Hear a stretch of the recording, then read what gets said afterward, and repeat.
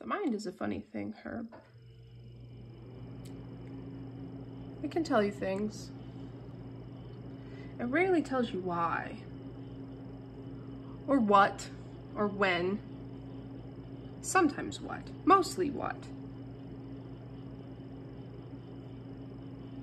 Hello, I am Sally Jo Michelson Cooper.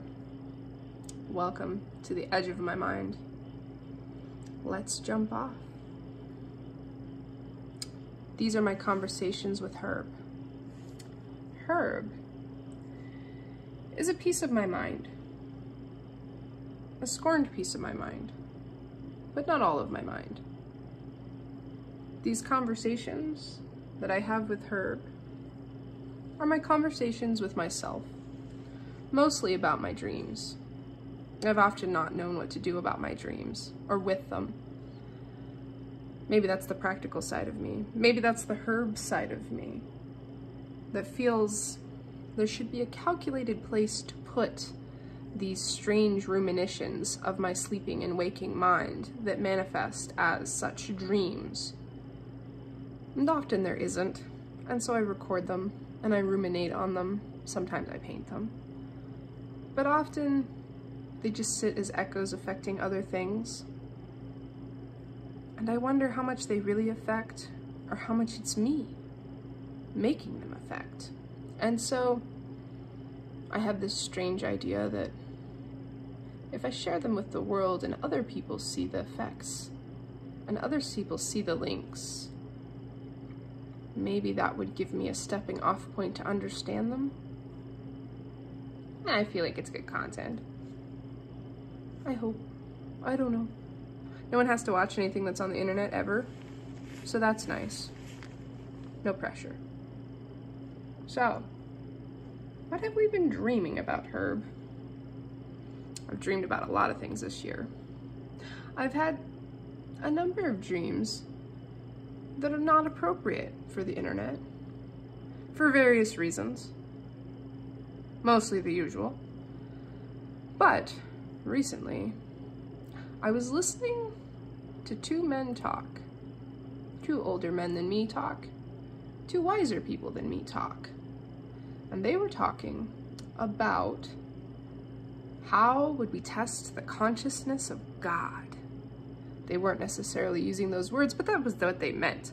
How would we test the consciousness of a higher order being? That was an interesting idea. And immediately, my mind shot on with a short story about ants. So, yeah. I think it was something along the lines of, what would ants do to test us? But it was strange. So here we go. On Tuesday, the 17th, they began. Seemingly all over the world, they began at the same time. Every ant in every colony, all over the world, began to build towers.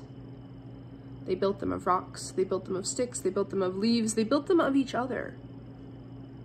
And the towers grew. They were a foot high, they were 2 feet high, they were 3 feet high, made of every different kind of thing.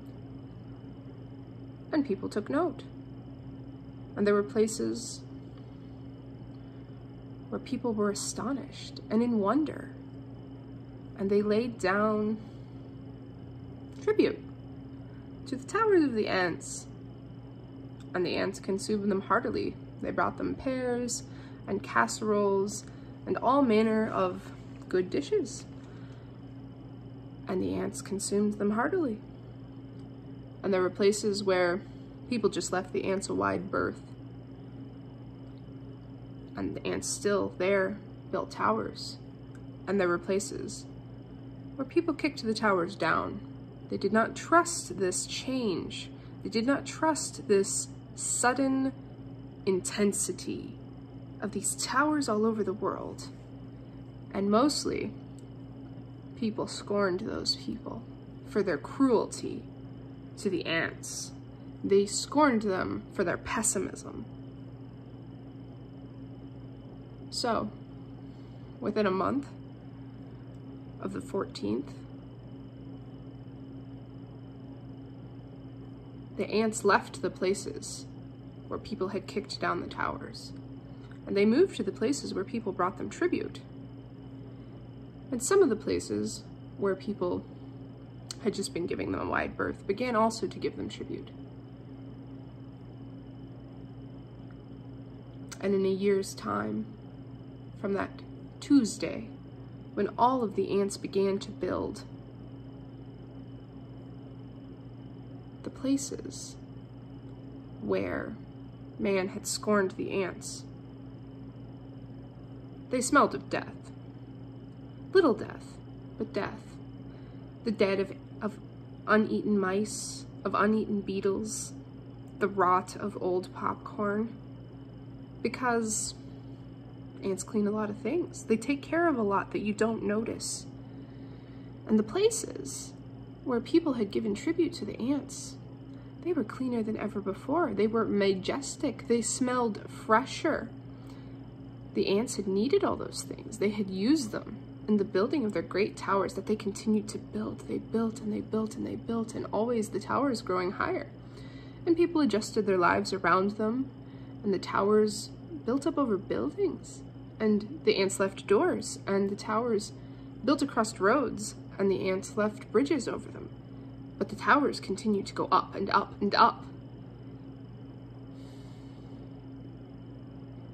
And then, 2 years from the day the towers began to be built, the ants began to cover them with metal. They began to cover them with metal in earnest, with aluminum and paper clips at first, and then pieces of chrome, and then tearing things apart.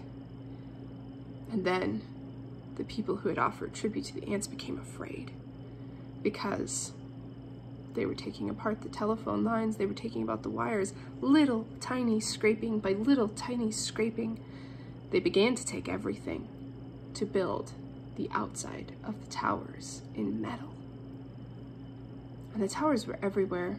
They were Brazil, they were London, they were Shanghai, they were Australia, they were all those places with well-cultured people who would never kick down an ant tower. Those were the places the towers were. And now they were being built of metal, and people quit leaving them tribute. And the places that had kicked the towers down, those places still smelt of death.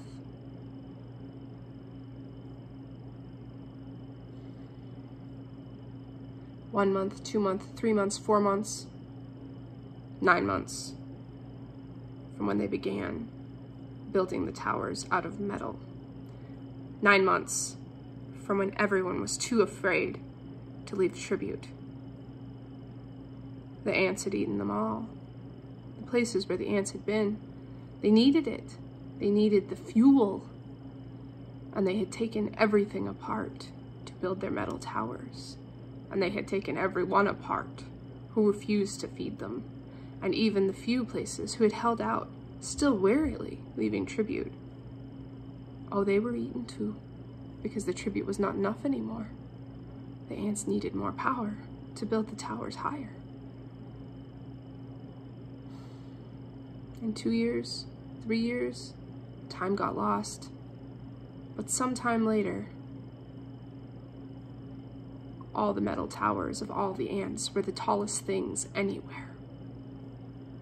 And once they were the tallest things anywhere, that's when the lightning began to hit. That's when the lightning began to strike. It crashed down in a firestorm the likes of which Earth had not seen in anyone's lifetime. And everywhere there were towers. The towers were the only thing struck. And everywhere there were not towers, lightning struck hazardously. And in 40 days, the lightning was gone. And the ants left their towers and went back They went back to being average ants. And the people, the only people that were left, were those who had been living in the Deadlands. They were those who couldn't trust ants. They couldn't trust that level of power, who had just happened to not get struck by lightning. And the ants went back, seemingly forgetting it all. But the people from the Deadlands, they remember. And they don't feed ants. Now, why would I think of that? Why would that come to me in a flood all at once, while considering how we would see the consciousness of God? I don't know. Maybe you know. Maybe nobody knows. Do you know her? Yeah, if you do know, you won't tell me. And so that's usual. I hope you're all well out there. And I hope you don't feed the ants.